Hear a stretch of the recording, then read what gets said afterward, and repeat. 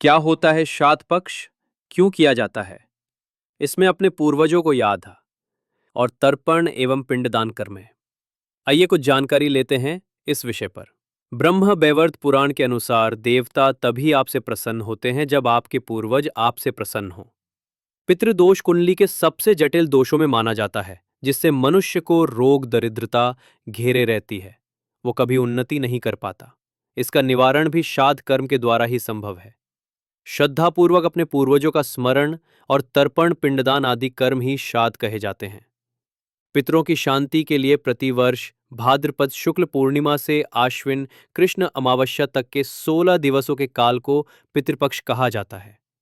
मान्यता है कि इस अवधि में हमारे पूर्वज धरती पर आते हैं और परिजनों द्वारा किए जा रहे श्राद्ध को ग्रहण करते हैं।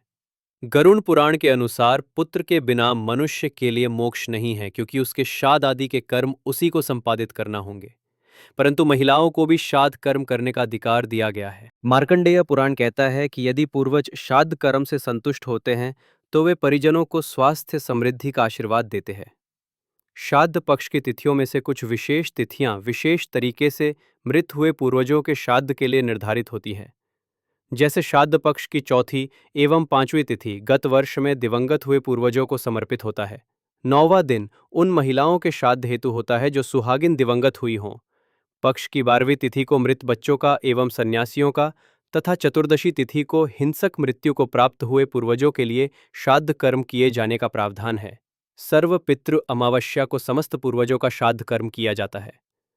श्राद्ध करने वाले प्रथम दिवस से ही स्नानादि कर धोती जनेऊ पहनकर, हाथ में अनामिका, उंगली में दर्भ घास की मुद्रिका पहनकर तालाब नदी या सरोवर में जौ काले तिल शक्कर घी शहद दही दूध तुलसी एवं पुष्प लेकर पंडित के मार्गदर्शन में तर्पण आदि कर्म करते हैं, जिसमें क्रमशः सूर्य को पूर्व दिशा में, पश्चिम में ब्रह्मा एवं ब्रह्मांड को, उत्तर में भीष्म पितामह एवं सप्त ऋषि देवों को जल अर्पण करने के बाद दक्षिण दिशा में पितरों को जल अर्पित किया जाता है।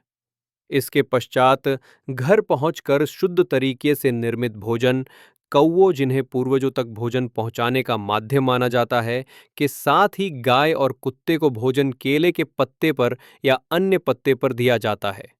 पूर्वजों के दिवांगत होने की तिथि पर अथवा पितृमोक्ष अमावस्या को पिंडदान करने के उपरांत ब्राह्मण भोज कराया जाता है और उन्हें वस्त्र बर्तन मुद्राएं आदि दिए जाते हैं।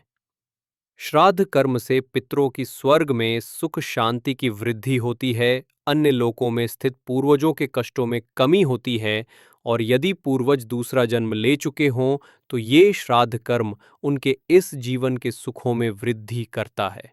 श्राद्ध कर्म के प्रति नकारात्मक सोच रखने वालों के लिए कहा जा सकता है कि ये पक्ष एक माध्यम है पूर्वजों को याद करने का और इस पीढ़ी को पूर्वजों से परिचित करने का। ओम नमो नारायण। आपको ये जानकारी कैसी लगी? कमेंट में राय अवश्य देवें।